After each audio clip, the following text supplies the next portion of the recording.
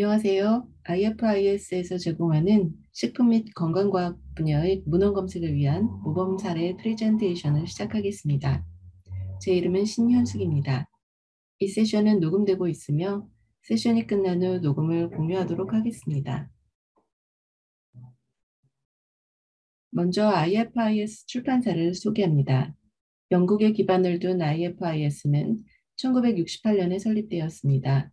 식품 및 건강과학과 관련된 정보를 제공하는 선도적인 제공자로서 IFIS는 학습과 개발에 대한 지속적인 노력을 기울이는 한편 과학적 무결성, 정확성, 우수성에 대한 명성을 가진 자선 교육단체이기도 합니다.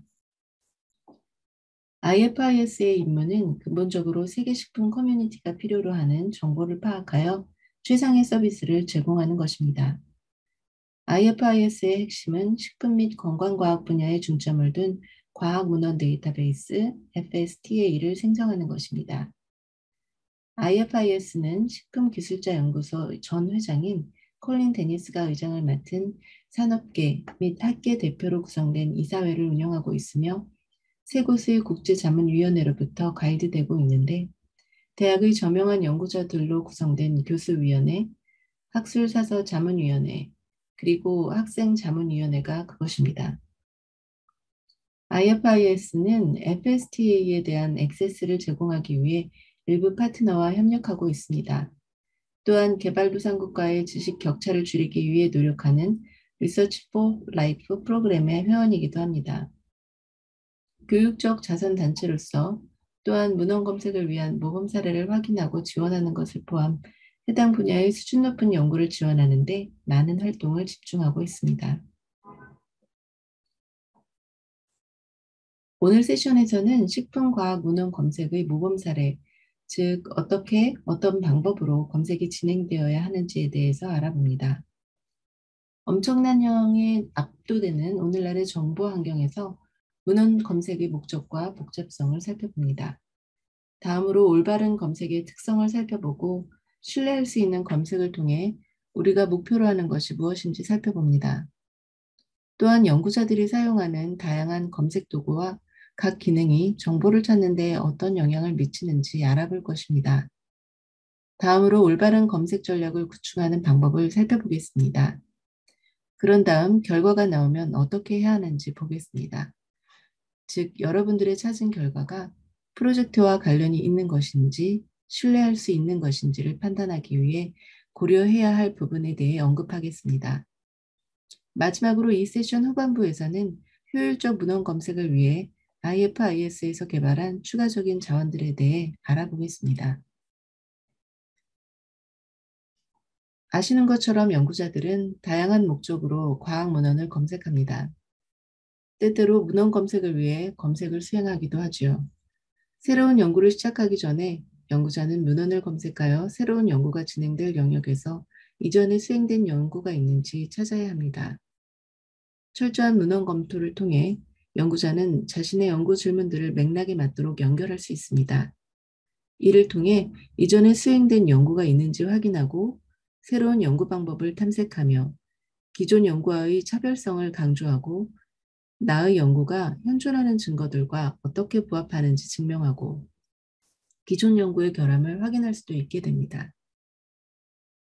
전반적으로 문헌 검토는 새롭게 내가 하려는 연구에 대한 맥락을 설명하고 이를 정당화할 수 있게 합니다. 이 조사 작업이 얼마나 중요한지 이해하기 위해 2014년 더 란셋 저널에 발표된 연구에 따르면 생의학 연구의 12.5%가 이전 연구에 인해 불필요하거나 중복된 것으로 나타났습니다. 이는 12.5%의 생의학 연구만큼 시간, 노력, 자금을 낭비하고 있었다는 의미이기도 합니다. 부적절한 문헌 검토로 인해 제출된 논문이 거절당하거나 심한 경우 철회되기도 합니다. 극단적인 예로는 불충분한 문헌 검토로 인해 존스 홉킨스 대학에서 젊고 건강한 연구 참가자가 사망한 경우도 있었습니다. 연구원이 문헌 검색을 하면서 그가 실험에 사용한 물질 중 하나의 잠재적인 치사율에 대한 정보를 놓쳤던 것입니다. 1950년대에는 그 물질이 일으킬 수 있는 피해가 잘 정립되어 있었을 때임에도 불구하고 말입니다. 그러나 문헌 검토를 위해 모든 문헌 검색이 수행되는 것은 아닙니다. 예를 들어 전 문헌 검토를 수행하기 전에 새로운 영역이나 아이디어를 탐구하는 연구자는 범위를 지정하여 그 해당 영역에서 수행된 연구가 무엇인지 찾습니다. 문헌 검색은 또한 해당 연구 분야와 관련된 용어와 개념을 배우는데 유용하고 효율적인 방법입니다. 문헌 검색은 또한 질문이나 내용, 프로세스에 대한 특정 종류의 정보를 찾기 위한 집중적인 정보 검색 연습이 될 수 있습니다. 즉, 3D 초콜릿 프린팅과 관련하여 어떤 특허가 출원되었는지, 식초의 불순물을 감지하기 위해 어떤 기준이 설정되었는지, 또는 내가 개발 중인 제품의 다양한 성분과 관련된 위험은 무엇인지 등등 검색의 목적에 따라 검색에 더 많은 혹은 더 적은 시간과 노력이 소요되기도 하지요. 어떤 검색은 엄청나게 많은 시간과 노력이 소요되기도 하고요. 예를 들어 체계적 문헌 검토나 증거 종합을 위한 검색 같은 경우입니다.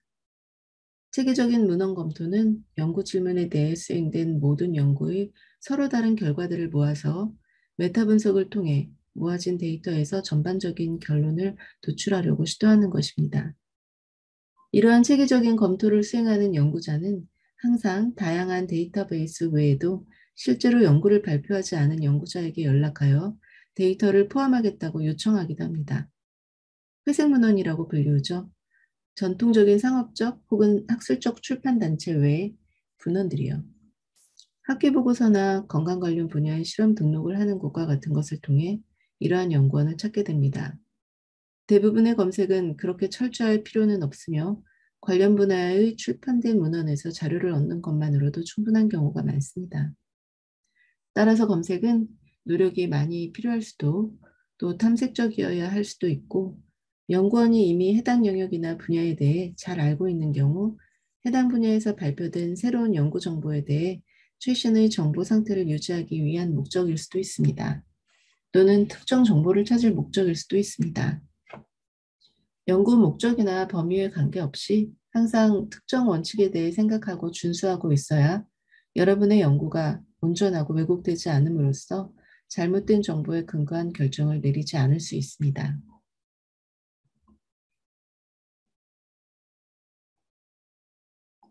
검색의 목적이 무엇이든 엄청난 정보의 양에서 검색을 실행해야 합니다. 다른 분야와 마찬가지로 현재 식품 및 건강과학에 대한 정보의 양 역시 엄청납니다. 구글에서 푸드 사이언스라는 간단한 검색어는 29억 개의 결과를 표시합니다. 좀 더 목적에 맞는 구글 스칼라에서 검색하면 50만 개 이상의 결과가 표시됩니다. 그리고 그 양은 놀라울 속도로 증가하고 있습니다. 과학 출판물 생산량은 전체적으로 3%씩 성장하고 있지만 식품과학 분야에서는 매년 평균 10%씩 성장하고 있으며 이러한 성장률은 지난 15년 동안 식품과학 분야에서 일하는 기관의 수가 2배로 늘었다는 사실로도 잘 알 수 있습니다. 사용 가능한 정보가 많다는 것은 해당 분야의 학생과 연구원에게도 기회이지만 동시에 어려움이기도 합니다. 실현 가능할 훌륭한 연구가 많아진다는 것은 기회이겠지만 나의 연구에 필요한 것이 정확히 무엇인지 어떻게 찾을 수 있는가 하는 어려움도 있습니다. 또 다른 문제는 불행히도 불확실하고 거짓된 정보가 좋은 정보와 뒤섞여 있다는 것입니다. 이 수준 이하의 정보들은 양질의 연구보다 더 쉽게 접근할 수 있습니다. 대부분의 다른 분야와 마찬가지로 식품과학은 현재 약탈 저널에 의해 출판되는 문제로 어려움을 겪고 있습니다. 약탈 저널이란 무엇일까요? 약탈 저널은 때때로 가짜 저널, 거짓 저널 또는 쉘 저널을 일컫고도 합니다. 이러한 저널의 약탈적 특징은 스스로를 권위 있는 저널처럼 왜곡된 증명으로 포장하여 내세운다는 것입니다. 이러한 저널들은 박사과정이나 학위평가를 위해 젊은 연구자들의 출판 열망이 높은 점을 악용하도록 설계되었습니다. 동기는 물론 금전적 이익을 위해서죠. 일부 오픈 액세스 모델에서 출판사는 독자가 저널 구독료를 지불하는 대신 저자나 저자의 기관이 출판 비용을 지불하는 방식들인 경우도 있습니다. 약탈적인 출판사는 저자에게 저렴한 비용으로 편집자 검토 없이 많은 양의 논문을 출판함으로써 이 모델을 남용하는 것입니다. 순진한 연구원은 출판사가 불법임을 인지하지 못하거나 어떤 대가를 치르더라도 일단은 출판을 해야 하는 엄청난 압박이 있는 경우 출판을 보장해주는 출판사를 찾은 것을 심지어 다행으로 여기기도 합니다. 문제의 심각성은 보시는 화면의 숫자로도 알 수 있습니다. FSTA 편집팀은 약탈 저널이 포함되지 않도록 데이터베이스에 색인되거나 포함되는 모든 콘텐츠를 선별하는데 2020년 4월에서 2021년 4월까지의 결과만 보더라도 15개의 출판사로부터 60종의 약탈 저널을 확인하고 차단하였는데 이는 FSTA에 포함되길 원하는 식품과학 저널 중 약 49%에 해당하는 숫자였습니다. 정당한 과학으로 포장되어 유통되는 올바르지 못한 과학은 분명 연구자에게 제기되는 큰 문제입니다. 불행히도 스코프스, 폼메드와 같은 많은 신뢰할 수 있는 검색 도구의 색인에 의도치 않게 약탈 저널이 포함되곤 한다는 것 역시 잘 알려져 있습니다. 즉, 약탈 저널이 없는 FSTA와 같은 데이터베이스를 사용하지 않는 한 검색에서 얻은 결과에 각별한 주의가 필요합니다.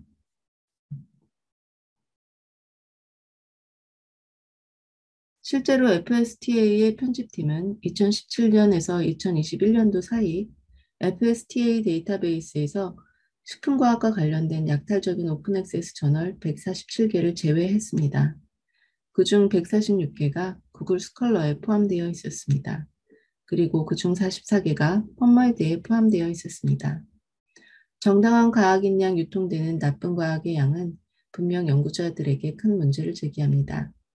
불행히도 스코프스 및 펌메드와 같은 신뢰할 수 있는 많은 검색 도구의 색인에 의도치 않게 약탈적인 자료들을 포함하고 있다는 것이 증명되고 있습니다. 즉, 약탈전을 제외된 FSTA와 같은 DB를 사용하지 않는 한 검색 결과에 대한 평가를 할 때에는 나의 목적과 관련이 되어 있는가 뿐만 아니라 약탈적이지 않은 건전한 연구를 나타내는 것인지를 확인하는 데에도 주의를 기울여야 합니다. 우리가 검색을 위해 검색 도구를 사용할 때 최고의 품질의 우수한 연구와 섞여 약탈적이진 않지만 그냥 불필요한 것들도 있습니다. 예를 들어 구글 스컬러는 보시는 것처럼 점심 메뉴들이 학술 문헌처럼 색인되어 있습니다. 한편으로는 샐러드 또는 배, 소시지, 라비올리에 의한 점심에 관한 문헌들이 재미있지만 이를 실제 연구 논문으로 착각하는 사람은 아무도 없을 것입니다. 그러나 이러한 것들로 인해 우리는 현실적인 문제, 즉 결과 리스트가 너무 길고 관련이 없는 결과들과 섞여서 실제로 필요한 결과를 확인하기 어렵게 된다는 문제에 봉착합니다. 연구원들이 게을러서가 아니라 우리는 아무도 그렇게 많은 시간을 갖지 못합니다. 이제 검색 이야기를 해보겠습니다. 올바른 검색이란 무엇입니까? 의심할 여지 없이 너무나 할 일이 많은 연구원들에게 가장 필요한 것은 효율입니다.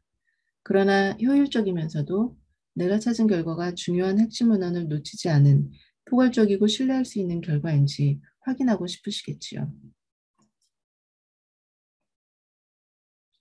문헌 검토를 위한 좋은 문헌의 질에 관해 생각해 보면 도움이 될 것입니다.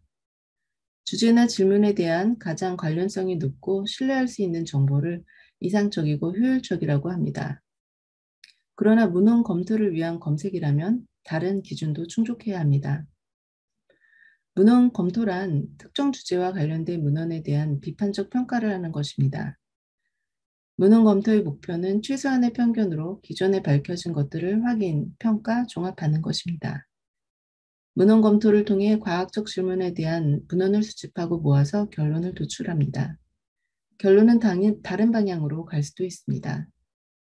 체계적인 검토, 이러한 것들을 통해서 질문에 대한 모든 이전 연구는 새로운 메타 연구를 위한 단일 데이터 집합으로 종합됩니다.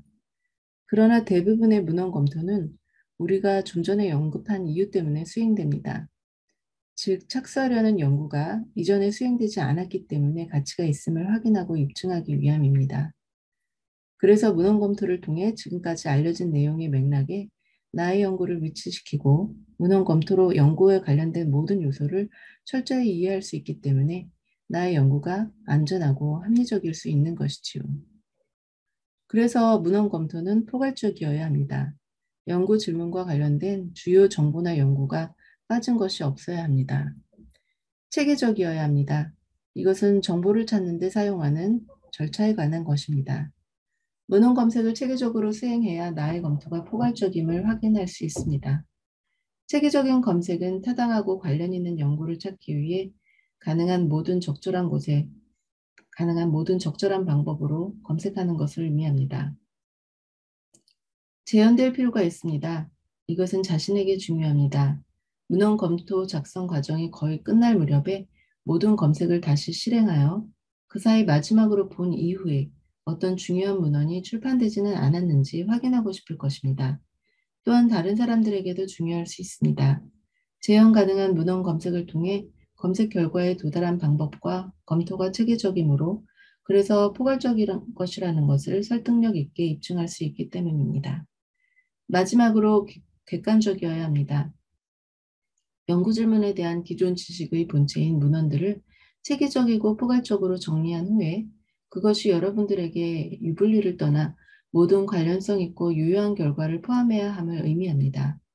바라건대 많은 사람들이 의도적으로 문헌 검토를 왜곡하거나 객관적이지 않도록 만들지 않기를 바랍니다. 문헌 검색이 체계적이고 포괄적이지 않다면 문헌 검토 역시 편향되어 객관적이지 못하게 됩니다. 어떻게 완성이 되어야 하는지 안다면 그래서 매우 도움이 됩니다. 어떻게 거기에 도달할 수 있을까요?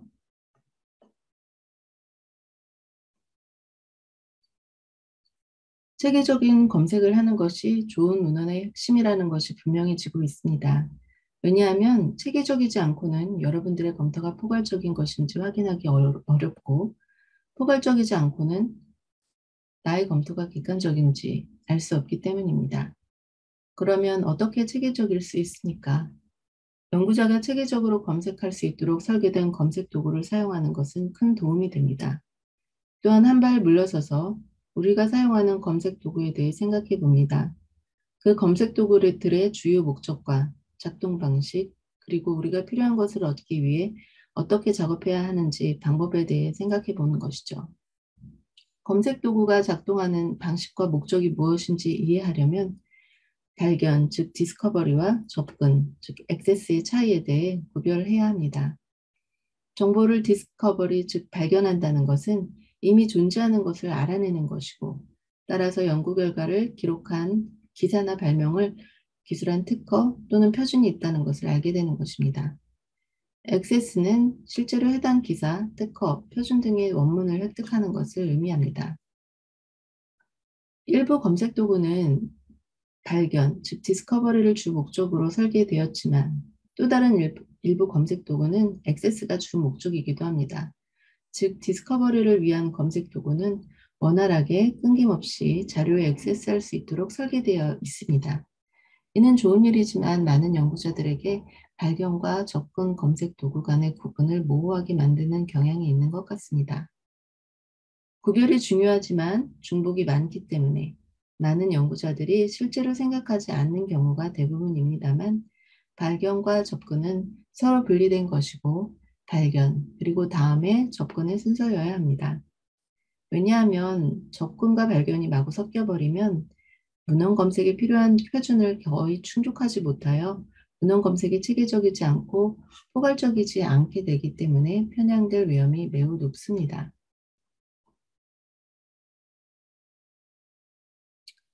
연구원들이 과학문헌을 찾기 위해 사용하는 몇 가지 일반적인 도구를 살펴보면 발견에서 접근까지의 스펙트럼에서 그들이 어디에 속하는지를 알 수 있습니다. 펀메드, 웹 오브 사이언스, FSTA, 그리고 캡초록과 같은 데이터베이스는 무엇보다도 발견을 위해 설계되었습니다. 대학 도서관 검색에서는 그들의 검색 시스템 자체를 발견을 위한 툴로 만들고 거기에 구독하고 있는 원문을 연결하여 구성원들이 검색에서 발견까지, 원문까지 접근하도록 하고 있지요. 엘스비어의 사이언스 다이렉트, 와일리의 온라인 라이브러리, 기타 출판사 사이트 도구는 액세스에는 탁월하지만 포괄적인 검색을 위해 설계되지 않았고 자기네들이 발행하는 컨텐츠로만 검색이 제한되는 경우가 많습니다. 마찬가지로 리서치게이트, 아카데미와 같은 연구자 네트워크 사이에서는 계정을 만들고 자신들의 연구를 업로드하는 게 귀찮은 연구원은 자신의 것을 공유하지 않으므로 포괄적이지 않습니다. 마지막으로 많은 구글 스콜러와 같은 검색 도구를 통해 많은 문헌을 발견할 수 있습니다. 그러나 많은 연구자들은 구글 스콜러가 체계적인 검색을 수행하는 데에는 불가능하다는 것을 잘 알지 못합니다. 구글 스컬러는 리서치게이트와 같이 사이트에서 기사 사본을 안내해 주는 데는 유용합니다만 체계적이고 포괄적인 검색을 위해서는 적절치 못하다는 데 여러 가지 이유가 있습니다. 여기에는 구글 스컬러 봇이 수집하는 비학문적인 정보를 포함하여 엄청난 양의 정보가 포함되어 있다는 것도 그 이유 중에 하나입니다. 그러나 또 다른 중요한 차이점은 그 색인 기능으로 인해 발견을 주목적으로 사용하도록 설계된 검색 도구가 다른 검색 도구와는 다르다는 것인데요. 그러한 도구들을 구글 스컬러와 비교해보면 그들의 서로 다른 기능이 문헌 검색 결과의 내용에 엄청난 차이가 있다는 것을 이해하는 데 도움이 됩니다. 화면 한번 보시면요. 예를 들어서 펀메드, 발견을 주로 위한 것이고요. 리서치 게이트는 접근을 위한 것. 그리고 웹 오브 사이언스는 발견, 캡 앱스트랙 같은 경우도 발견, FSTA도 발견을 위한 것이죠. 또 구글 스콜러 같은 것들은 접근을 위한 것인 경우가 많고요. 아카데미아, 그리고 엘스비어의 사이언스 다이렉트, 와일리의 온라인 라이브러리와 같은 것은 주로 접근을 위한 툴일 수 있습니다. 다음으로 구글 스콜러 대 FSTA의 세계인 표기법의 힘에 관련된 영상을 한번 보시겠습니다. Google Scholar and FSTA work very differently in how they find the results they show you. Google Scholar is searching for exactly the word or words that you type, while FSTA is built on a thesaurus of controlled vocabulary. This thesaurus, compiled by food science experts, is comprised of terms all focused on and relevant to the sciences of food and health. When researchers from different parts of the world use different words to describe the same concept, the thesaurus pulls those terms together. So in the FSTA thesaurus, flavor, spelt with a U, is used to make research that uses flavor with no U, or taste, all discoverable with a single search. The way that this happens is that an indexer for FSTA assigns the thesaurus term to each record to capture what that piece of research is about. This article about quinoa does not have the word flavor in its title or abstract, but flavor has been assigned to it because the indexer has noted that it was about a bitter tasting layer, which is another way to describe flavor. Google Scholar, on the other hand, has no controlled vocabulary. So when you search Google Scholar for flavor with a U, you get one set of results. Add an S, get a new set. Search flavor without a U, we get a new set entirely. Add an S to that, another set. Taste, different again. Tastes, yet again. Tasting, again. Move to another language, Spanish, and most of the results are actually in English. Search Italian gusto, and it happens again. And when we search in Korean, we get an entirely new set of results. We could keep going, and the results would keep changing and changing again. If we go back to FSTA and do a search for flavor, we get results with both flavor spellings, taste, and plurals, thanks to the thesaurus underpinning our search. In fact, with a single search for flavor in FSTA, we get results in all these languages pulled together for you without you needing to figure out all the 40+ versions of the word you would need to search in Google Scholar. And the titles and abstracts of each of these records will be available in English. And that is the power of indexing.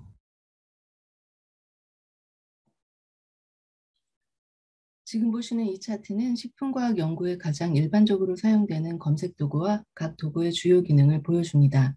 왼쪽 데이터베이스들은 집중 주제가 있는 것들이지요. 식품 및 건강과학인 FSTA, 생명과학을 주로 하는 헤비, 펀메드, 매드라인은 주로 의학 및 건강에 대한 집중 주제를 기반으로 연구를 수집하고 검색합니다. 웹 오브 사이언스와 스코프스는 둘 다 훨씬 더 광범위한 과학 범위를 가지고 있기 때문에 둘 다 발견을 도와주는 특정 주제에 기반한 시소로스는 없지만 대신 저자가 제공한 키워드와 인공지능에 의존하여 각 기사의 참고 문헌에 기반한 키워드를 생성합니다. 이렇게 특정 주제로 집중된 특성이 모아지고 발견된 검색 결과에 어떤 영향을 주는지 우리는 생각해 볼 가치가 있습니다.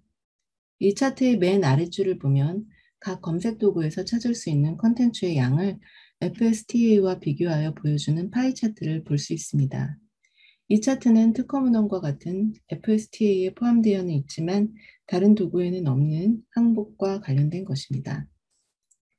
모든 과학을 다루는 것을 목표로 하니 스코프스는 또는 웹 오브 사이언스는 식품 및 건강과학에 대한 모든 기사가 포함될 것이라고 추측할 수 있지만 분석에 따르면 실제로 웹 오브 사이언스는 핵심 컬렉션에 FSTA가 수행하는 문헌의 65%만 포함되고 스코퍼스는 70%를 포함합니다. 일반적인 경험을 비추어 볼 때 데이터베이스의 주제 범위가 넓을수록 검색이 의도한 것과 다른 방식으로 나타내어지는 예컨대 보통 사서가 노이즈라고 부르는 결과의 가능성이 높아진다는 것입니다.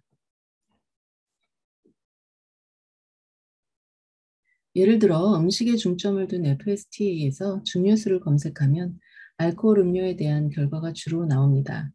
그러나 웹 오브 사이언스나 펌메드에서 검색하면 더 많은 결과를 얻을 수 있지만 그중 많은 수가 알코올 음료와는 관련이 없습니다.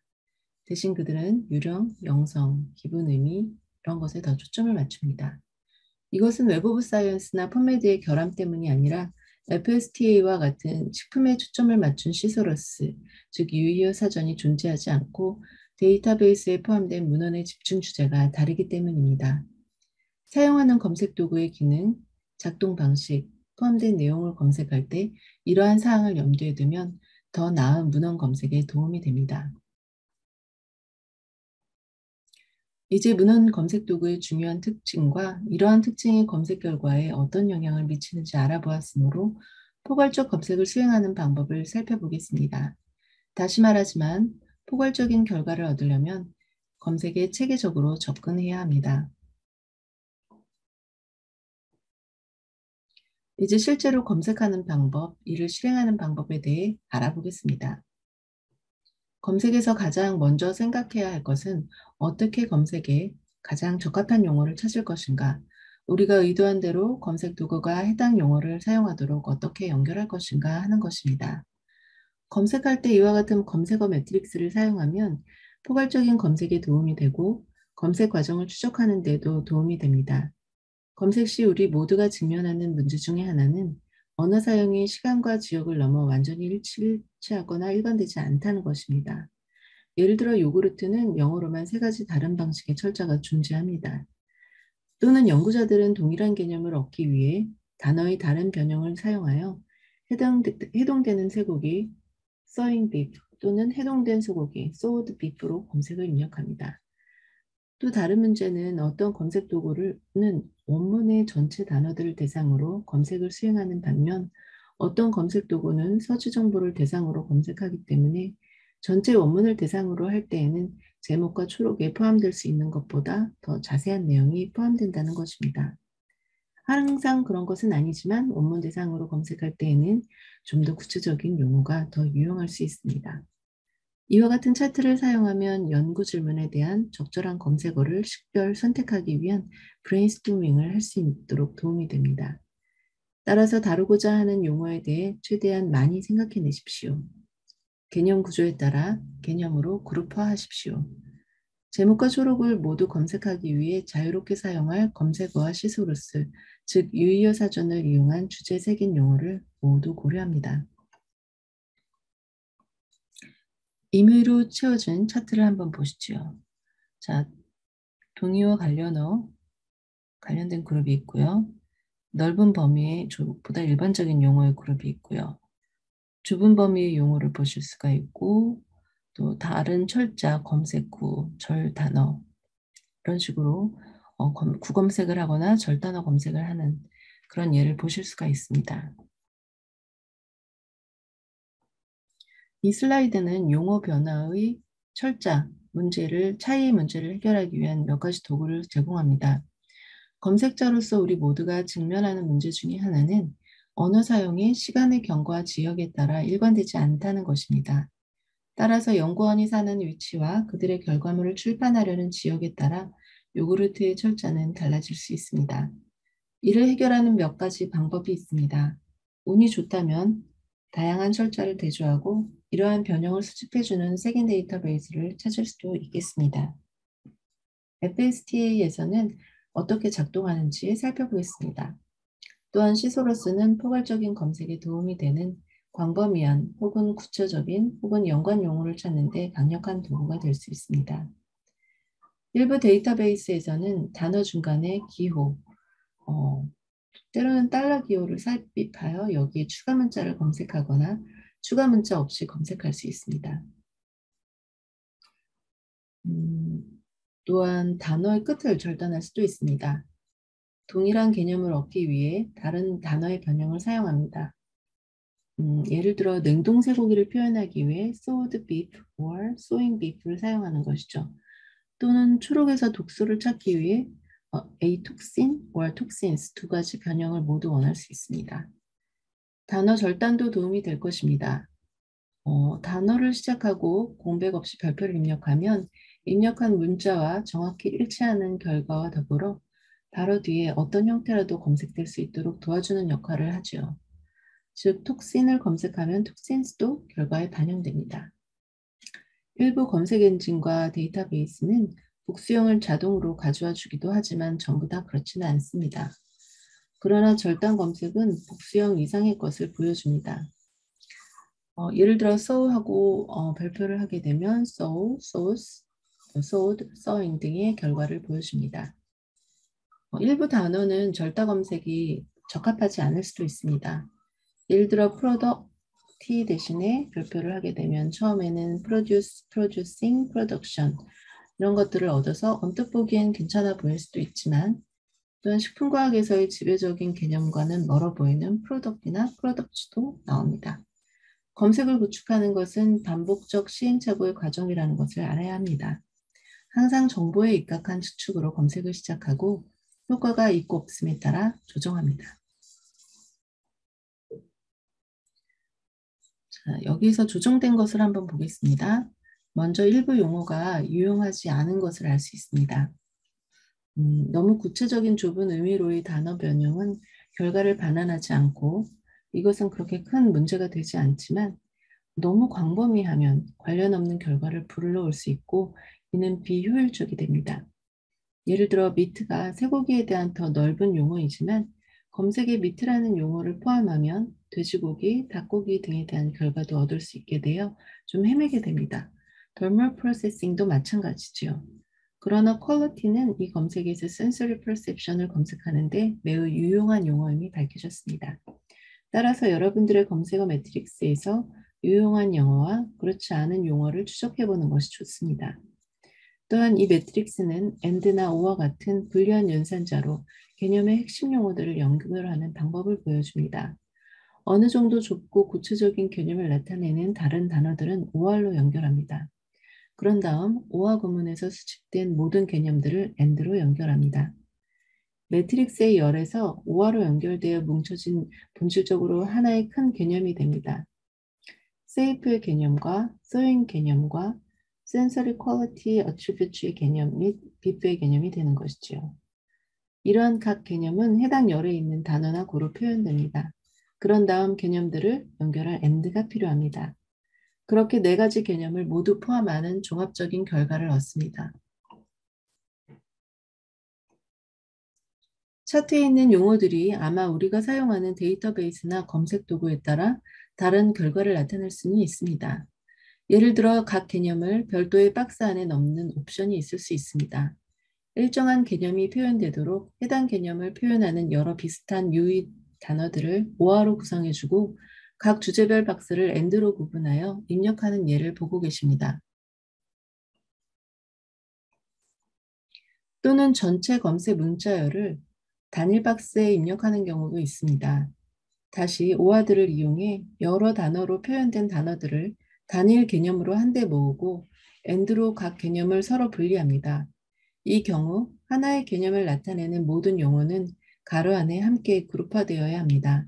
이렇게 하지 않으면 데이터베이스가 각 용어와 다른 용어의 관계에 대한 규칙을 올바르게 해석하지 못할 수도 있습니다. 그리고 해당 데이터베이스에 가장 적합한 검색 문자열을 찾는 것은 반복적인 프로세스라는 것을 깨닫는 것이 매우 중요합니다. 위에서 언급했듯이 여러분은 기초적인 추측으로 검색을 시작하지만 결국은 결과를 기반으로 용어를 조정합니다. 일부는 너무 광범위할 수 있고 일부는 의도한 것과 다른 의미일 수 있으며 의외로 검색에 유용한 용어를 찾게 될 수도 있습니다. 첫 번째로 넣은 문자열이 필요한 문헌을 검색하는 데 가장 적합한 문자열인 경우는 드뭅니다. 또한 한 데이터베이스에서 완벽하게 작동하는 검색 문자열이 다른 데이터베이스에서도 정확히 작동하는 경우는 드뭅니다. 예를 들어 더 광범위한 데이터베이스에서 검색할 때에는 주제 집중 데이터베이스에는 넣지 않아도 될 추가적인 개념을 넣어야 하는 경우도 있습니다. 예를 들어 음식을 많이 먹는 어린이 children being fussy eaters에 대한 문헌을 검색하는 경우 food라는 주제에 초점을 둔 FSTA의 경우 어린이, 까다로운 이런 용어들을 변형한 두 가지 개념만 포함하면 됩니다. 데이터베이스 주제 특성 때문에 음식 및 먹는 것과 관련된 결과를 얻을 수 있을 것이라는 것을 알 수 있습니다. 매우 광범위한 주제를 가지고 있는 웹 오브 사이언스에서 주제에 대한 문헌을 검색하는 경우 어린이는 모든 종류의 것에 대해 까다로울 수 있으므로 음식 또는 식사라는 세 번째 개념을 넣어 주어야 합니다. 또한 각 데이터베이스가 구조화되는 방식에 대해 알아야 하며 모두가 같은 방식으로 작동한다고 짐작해서는 안 됩니다. 아그리콜라 데이터베이스에서의 검색 결과를 제한하기 위해 미트 퀄리티를 구문으로 검색한 사람은 미트 퀄리티를 FSTA에서 구문으로 검색하게 되면 만일 미트 퀄리티가 두 개의 분리된 용어로 즉 AND로 분리하여 검색하였다면 결과로 나왔을 기사들을 배제하게 되는 것을 발견하게 됩니다. 항상 테스트를 통해 사용하는 검색 도구에서 가능한 최상의 결과를 얻고자 한다면 검색 도구에 익숙해져야 하고 결과를 면밀히 조사하는 데는 시간이 걸립니다. 문헌 검토를 위해 검색을 수행할 때 다음의 사항을 염두에 두면 유용합니다. 데이터베이스의 집중 주제 또는 부족한 부분은 무엇이었는지, 데이터베이스가 통제 어휘를 사용하는지의 여부와 데이터베이스의 주제가 해당 통제 어휘를 형성하는 방법, 어휘 세부 사항은 항상 데이터베이스의 주제에 초점을 맞추는 경향이 있습니다. 또한 어떤 종류의 문헌이 필요한지, 그리고 검색 결과에 특허 또는 회의 자료와 같은 항목을 포함하는 것이 적절한지, 이것은 실제로 검색 목적에 따라 달라집니다. 마지막으로 날짜를 제한하는 것이 적절한지, 여러분이 이미 주제에 대해 깊이 이해하고 있다면, 그리고 확신하는 경우에만 가능하다는 점을 명심하십시오. 이제 과학 문헌을 검색할 때 염두에 두어야 할 몇 가지 중요한 사항을 검토해 봅니다. 체계적이고 종합적으로 검색하는 방법에 대한 개요를 살펴보았으므로 이제 몇 가지 유용한 원칙을 다시 말씀드리고자 합니다. 매우 중요하면서도 교수님들로부터 자주 듣고 있겠지만 관가되는 부분은 가장 최근의 것뿐만 아니라 과거 문헌 역시 확인해야 한다는 것입니다. 검색이 의도한 대로 수행되는지 확인하려면 불리한 연산자와 절단 검색 방법을 이해하고 있어야 합니다. 데이터베이스 시소러스를 최대한 활용하여 검색을 효율적이면서도 포괄적으로 수행하십시오. 효과가 있는 검색 전략을 찾으면 정확하게 기록하십시오. 검색 도구를 숙지하고 여러분들이 이용하신 변형들을 기록해 둡니다. 데이터베이스에 가장 적합한 검색 문자열을 찾는 것은 반복적인 프로세스라는 것을 깨닫는 것은 매우 중요합니다. 위에서 언급했듯이 여러분들은 기초적인 추측으로 시작하지만 얻게 된 결과를 기반으로 용어를 조정합니다. 어떤 용어는 너무 광범위할 수 있고 어떤 용어는 의도하는 다른 의미일 수 있으며 추가로 예상 밖의 유용한 용어를 찾을 수도 있습니다. 첫 번째로 검색한 문자열이 필요한 문헌을 검색하는 데 가장 적합한 문자열인 경우는 드뭅니다. 또한 한 데이터베이스에서 완벽하게 작동하는 검색 문자열이 다른 데이터베이스에서도 작동하는 경우는 드뭅니다. 예를 들어 더 광범위한 주제 데이터베이스에서는 주제 집중 데이터베이스 검색 시 포함하지 않았던 추가적인 개념을 포함해야 하는 경우들이 있습니다. 구체적인 예에서 시기 리그닌의 체외 담즙상 결합 특성에 대한 문헌 검색을 검색하기 위해 웹 오브 사이언스와 같은 광범위한 주제 데이터베이스에서는 인비트로 체외라는 개념이 검색어로 반드시 포함되어야 한다는 것을 보여줍니다. 그렇지 않으면 너무 많은 결과가 검색되어 버립니다. 그러나 FSTA와 같은 주제집중 데이터베이스에 해당 용어가 포함된다는 것은 데이터베이스에 있던 관련 기사 중 일부가 검색에서 누락될 수도 있음을 의미합니다. 데이터베이스 아그리콜라에서 결과를 제안하기 위해 미트 퀄리티를 구문으로 포함하는 검색 문자열을 사용하는 사전은 FSTA에서는 미트 퀄리티를 구문으로 사용하여 검색하는 것이 그 두 용어를 AND로 구별하여 검색했을 경우 포함되어질 수 있었을 기사를 배제하게 된다는 것을 발견했습니다. 항상 테스트를 통해서 사용 중인 각 검색 도구에서 가능한 최상의 결과를 얻고자 한다면 검색 도구에 익숙해져야 하고 검색 결과를 면밀히 보는데 시간을 투자하셔야 합니다. 이제 포괄적 검색을 구성하는 세부 사항에서 검색 수행의 단계로 돌아가 보겠습니다. 단순히 특정 정보를 찾는 것이 아니라면 둘 이상의 데이터베이스에서 검색하는 것이 좋습니다. 여기엔 두 가지 이유가 있습니다. 첫째, 분명히 데이터베이스에는 포함되어 있지만 나의 검색 구성 방식 때문에 관련 문헌을 찾지 못하는 검색 오류를 방지하기 위함입니다. 둘째, 각 데이터베이스에는 중복되는 문헌들이 있기도 하지만 서로 다른 문헌이 포함되어 있어 검색을 아무리 잘해도 한두 개의 데이터베이스만으로 한다면 한계가 있습니다.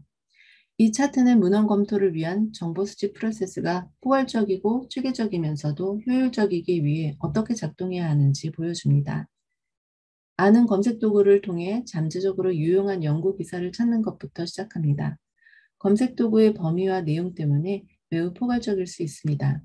때로는 FSTA와 같이 그 자체로 매우 포괄적인 하나의 검색 도구를 사용하는 것이 적절할 수도 있습니다. 내가 속한 기관이나 회사를 통해 FSTA에 액세스할 수 없는 경우 콘텐츠가 겹치는 여러 검색 도구를 사용해야 할 수도 있습니다.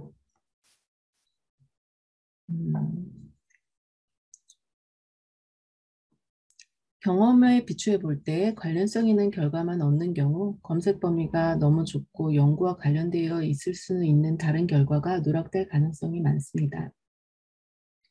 문제는 항상 검색 결과 수와 정확도 사이의 균형을 유지하는 것입니다. 올바른 균형이 어디에 있는지에 대한 지속적인 논쟁이 있지만 기본적으로 연구자가 가장 중요한 결과를 얻고 있다는 확신을 갖고 관련 없는 결과들에 압도당하지 않도록 하는 것이 중요합니다. 검색 결과를 조사한 후에는 다음 단계는 관련이 있는 검색 결과의 원문을 얻는 것입니다. 기사 전문을 얻는 방법은 소속 기관에 따라 다릅니다. 대학 도서관은 원문을 구독하기도 하고 상호 대출 서비스가 있으므로 보통 한두 번의 클릭만으로 원문에 액세스할 수 있으며 일부 연구기관이나 회사에도 자체 도서관이 있습니다. 또 다른 옵션은 구글 스컬러에서 기사의 전체 제목을 검색하는 것입니다. 이를 통해 리서치게이트와 같은 연구원 플랫폼의 사본으로 연결되기도 하고 오픈 액세스나 출판사 웹사이트로 연결될 수도 있습니다. 또한 해당 제1저자에게 이메일을 보내 사본을 요청할 수도 있습니다. 이들은 법적으로 공유할 수 있는 권리가 있습니다. 또는 예산이 있다면 오픈 액세스 기사로 제공되지 않는 경우 출판사로부터 사본을 구입할 수도 있습니다.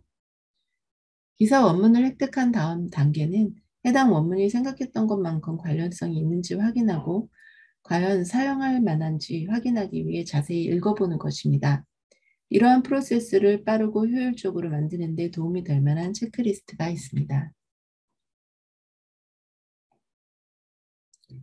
완전히 관련이 있는 것처럼 보이더라도 여전히 문헌 검토에 포함할 만큼은 아닐 수도 있습니다. 모든 기사를 주의 깊게 조사하고 나의 연구를 위해 의존할 만한 것인지에 대한 판단을 내리는 데는 이러한 질문이 도움이 될 수 있습니다. 해결하고자 하는 몇 가지 질문은 다음과 같습니다. 이 연구는 명확하게 초점이 있는 질문을 다루고 있는가? 연구는 이 질문을 다루기 위하여 정당하고 유용한 방법을 사용하고 있는가? 연구 형태에 따라서 연구 결과를 왜곡시킬 수 있는 요소가 있는가? 이 연구의 유효한 결과가 중요한가? 이 연구로부터 얻을 수 있는 결론의 한계는 무엇인가? 일정 부분 한계가 있더라도 유효하고 중요한 연구 결과들이 나의 연구에 이용이 가능한가? IFIS가 만든 가이드에서 평가를 위한 체크리스트와 식품이 건강에 대한 문헌 검색의 모범 사례를 지원하는 많은 자료를 볼 수 있습니다. 여기에는 문헌 검색을 위해 어디서 검색을 시작할지부터 또 찾은 자료들에 대한 평가를 하고 선택하기 위해 사용할 평가를 활용하는 방법 등 프로세스 전반을 알려주는 템플릿도 포함하고 있습니다. 전 세계의 주요 식품 과학자들로 구성된 자문위원회에서 검토한 이 가이드는 당사 웹사이트에서 무료로 제공됩니다. 웹사이트에는 한국어로 된 일부를 포함하여 사람들이 FSTA를 효과적으로 사용할 수 있는 방법을 구체적으로 지원하는 영상도 있습니다.